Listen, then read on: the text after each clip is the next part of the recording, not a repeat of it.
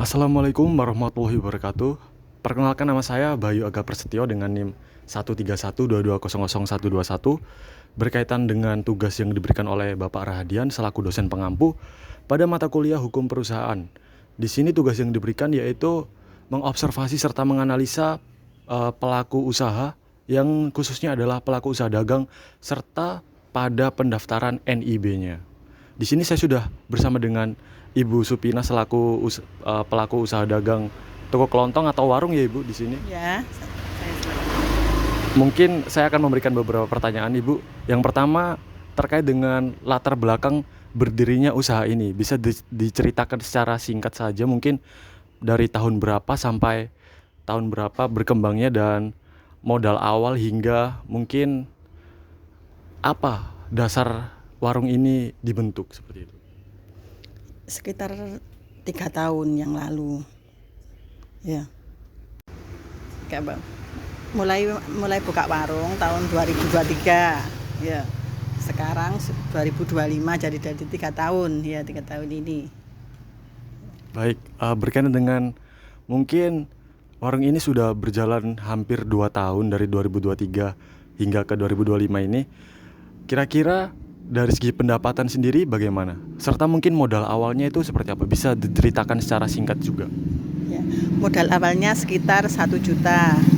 Dan sekarang ya alhamdulillah walaupun nggak banyak perubahan ya masih tetap berjalan. Baik, kemudian untuk NIB, mungkin Ibu sudah sering dengar juga terkait NIB. Apakah warung ini juga sudah terdaftar atau sudah didaftarkan dengan NIB? Sementara ini belum karena pengeluaran masih sedikit, jadi belum kepikiran untuk membuat NIB. Oke, baik seperti itu. Mungkin singkatnya seperti saja sih Ibu.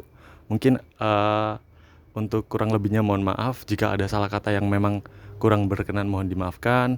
Wassalamualaikum warahmatullahi wabarakatuh. Waalaikumsalam warahmatullahi wabarakatuh.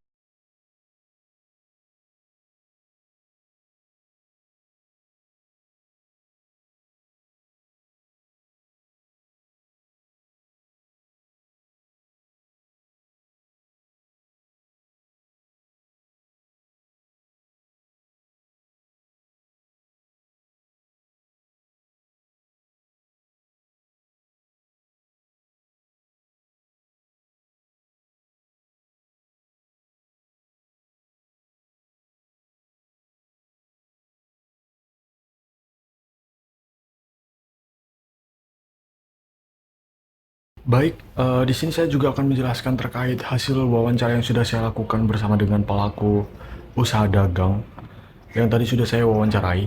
Di sini saya sudah mengambil beberapa poin, yang mana untuk latar belakang saya sudah mendapatkannya tadi, di mana ibu tersebut mengatakan bahwasanya usaha yang dia jalankan sudah sedari tahun 2023, jadi berkisar sekitar 2 tahun. Di mana memang pada saat itu adalah saat berkembangnya atau pemulihan dari masa pasca COVID-19.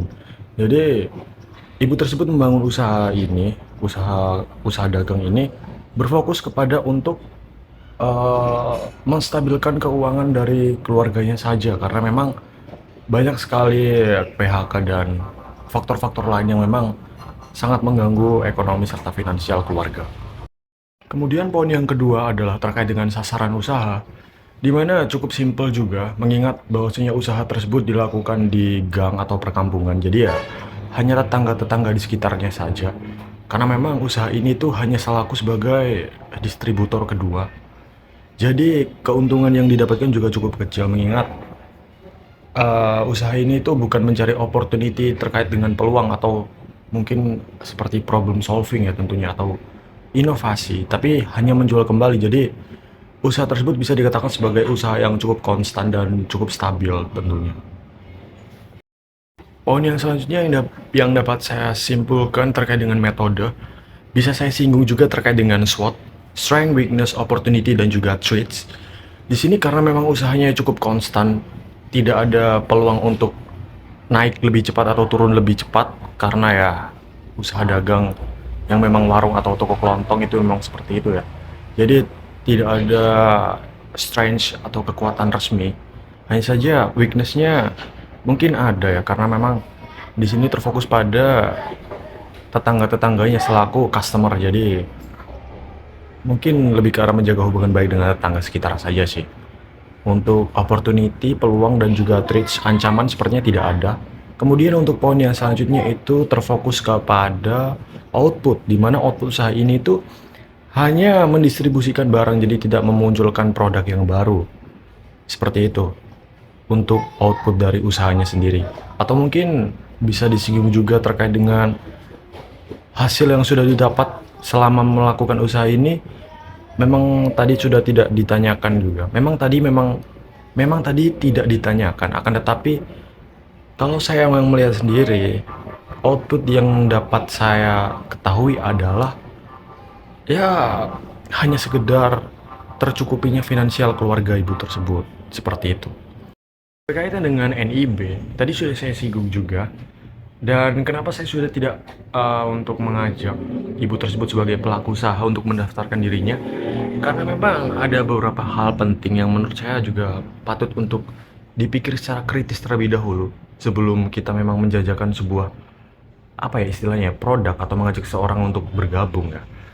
Menurut saya NIB ini tidak terlalu kompatibel. Harusnya dilakukan atau diklasifikasikan terlebih dahulu terkait dengan jenis usahanya. Entah itu usaha yang akan bisa berkembang secara prospek ataupun usaha yang memang berfokusnya itu hanya pada hal-hal yang konstan saja. Contohnya seperti toko kelontong atau toko Madura ini. Ya, karena bagaimanapun juga tidak ada kemungkinan ya memang toko-toko seperti itu bisa untuk menjadi lebih besar, karena kalau kita lihat sendiri mungkin contohnya saja Indomaret atau Alfamart ya, memang toko yang sudah besar, itu saja tidak ada satu toko yang memang sangat besar sekali dan hanya untuk membuka cabang maupun franchise di tempat lain. Karena apa? Karena ya sebuah toko itu tidak bisa untuk menjadi prospek lebih besar, jadi kayak seperti PT jadi satu gitu. Apalagi ini sebagai distributor pihak kedua ya. Kemudian jenis usaha dagang yang menurut saya patut untuk didaftarkan kepada NIB ini berfokus pada budidaya ataupun juga pada pengusaha yang memang membuat produk untuk melakukan inovasi atau problem solving.